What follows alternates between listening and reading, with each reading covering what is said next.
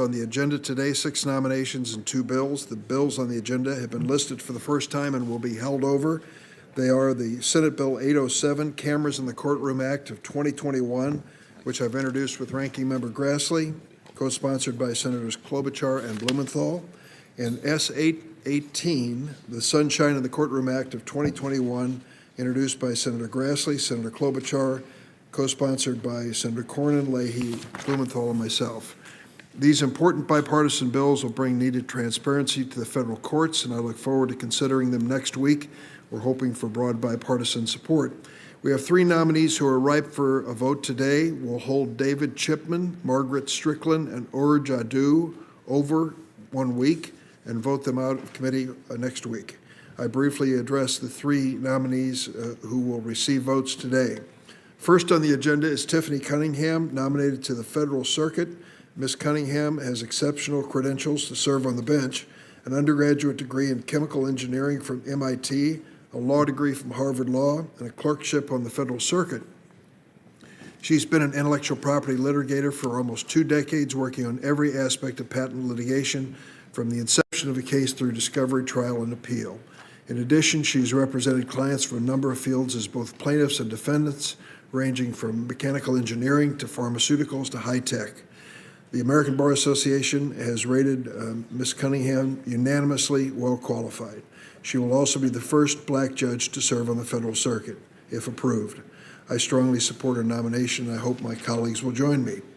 We also will be voting on Ann Milgram, nominated to serve as the next Administrator for Drug Enforcement. Ms. Milgram has the experience needed, which is this agency has not had a Senate-confirmed administrator since 2015, 6 years. The previous administration did not nominate anyone to lead the DEA, despite the opioid epidemic.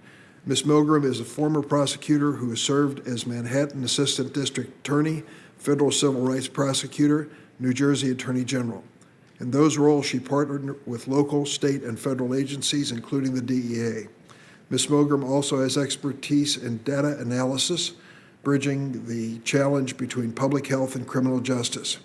As a result of her experience and commitment to criminal justice reform, she has the support of multiple organizations and individuals, including the Fraternal Order of Police, International Association of Chiefs of Police, a bipartisan group of 90 current and former states attorneys general, and numerous others.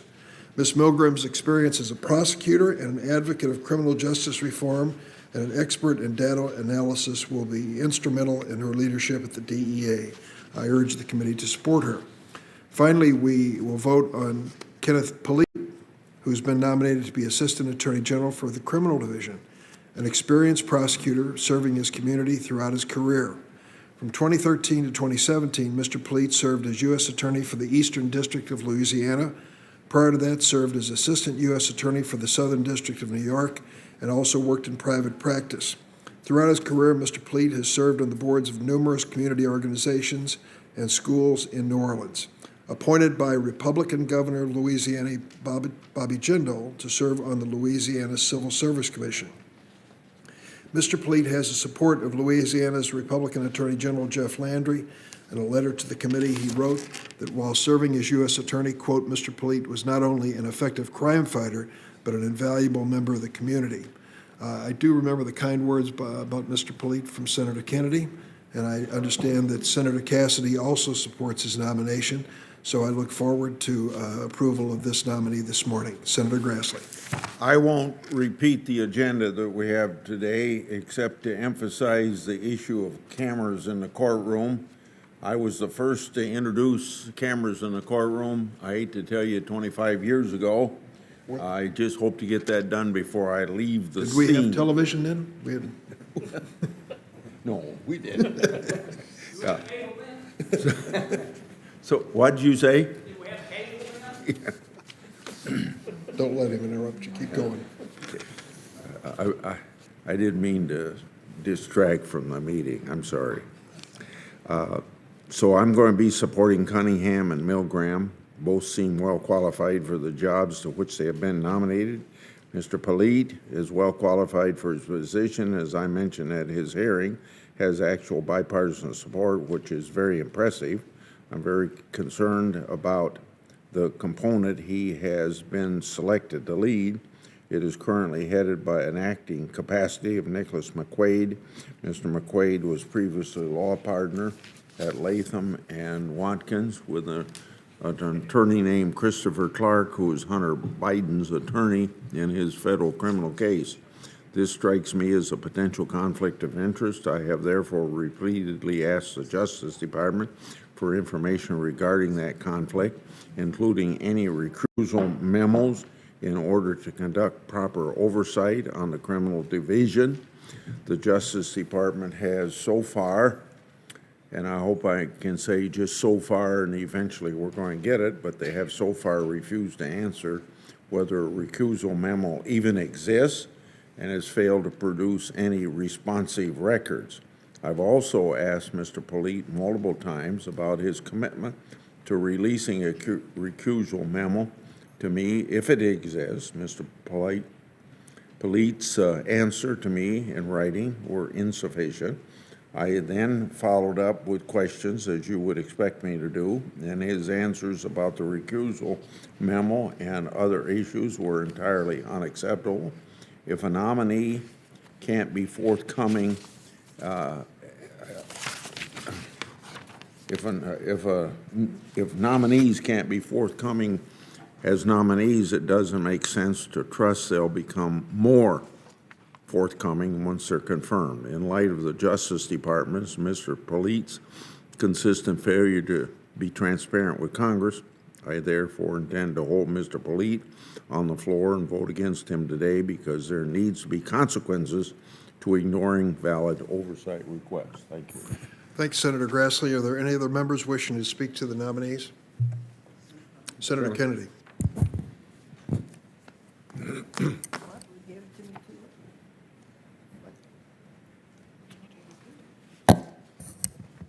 Mr. Chairman, certainly I take Senator Grassley's concerns seriously.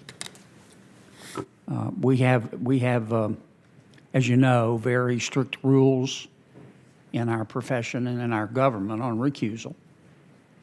I have every expectation that Mr. Polite and all of our nominees will follow those rules. If they don't, they should be held accountable.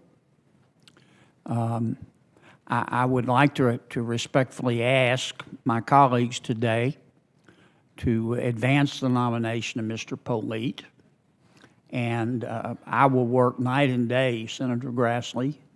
I'm not asking you to change your vote. That's your vote, like how you think you should. But I will tell you, I will work night and day to try to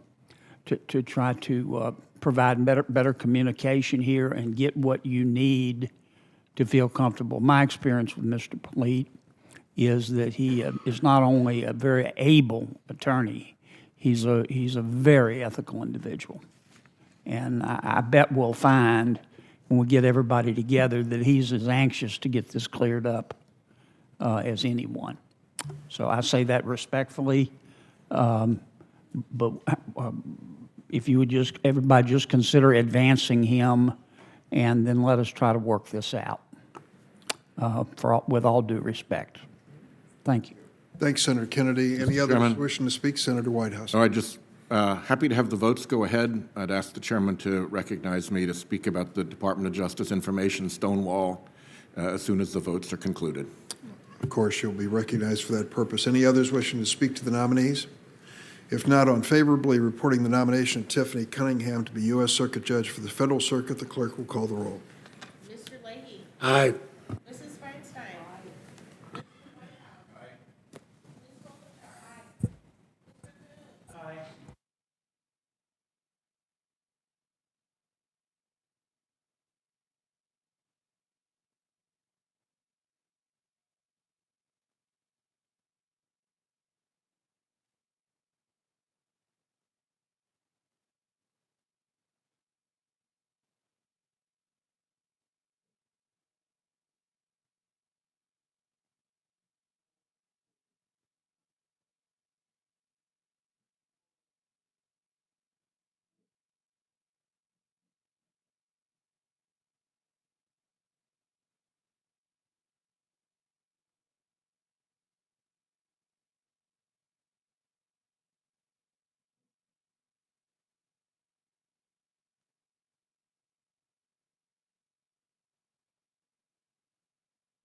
I understand we can take a voice vote on the Milgram nomination unless there's objection.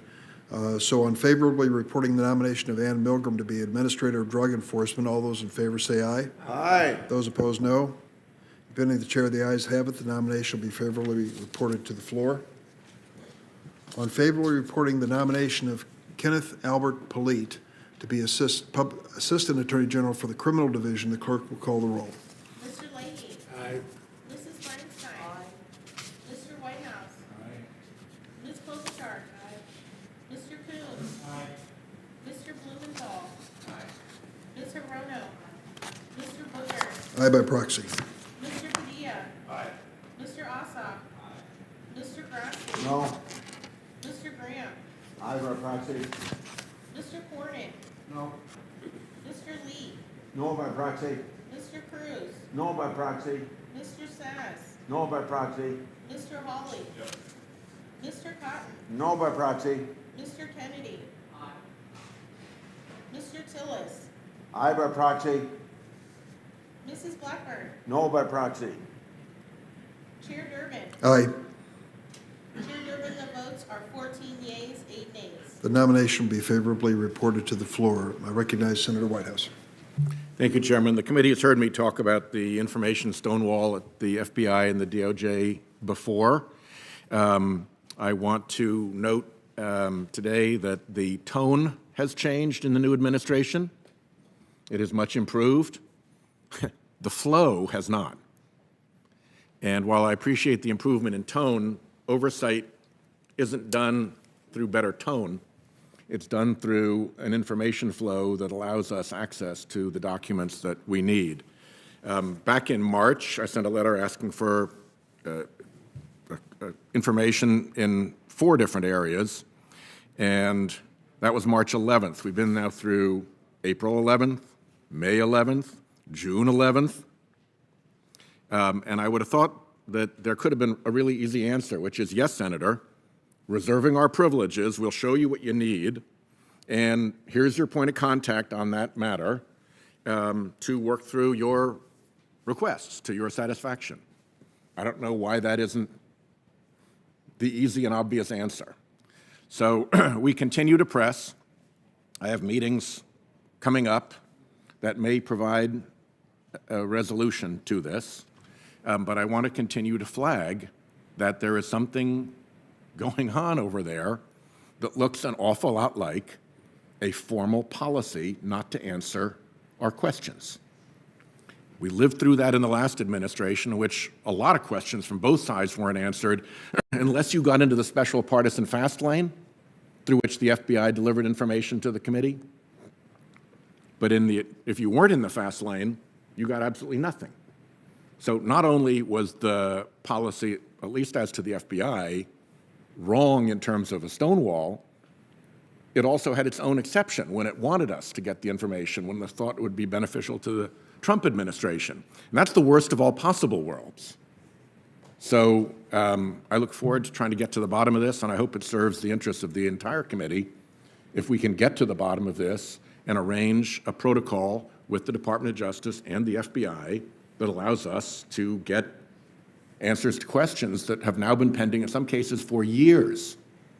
We're now being told that we can't get answers to some things because they stonewalled us for so long, so successfully, that there's now a new Congress. And they won't go back and answer questions from a previous Congress.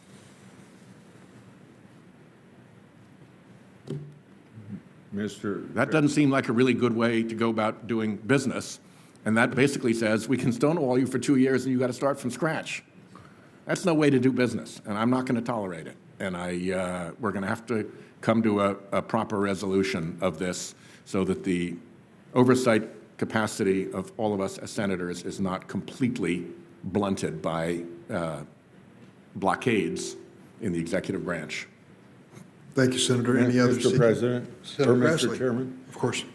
I hope that Senator from Rhode Island is correct that there is a new willingness to help answer, but I've been trying to get a phone call with the Attorney General for more than a month now, and All I want to do is get an update on my request for information, answers to letters, and particularly because might get an answer to a letter, but we never get any of the documents we want.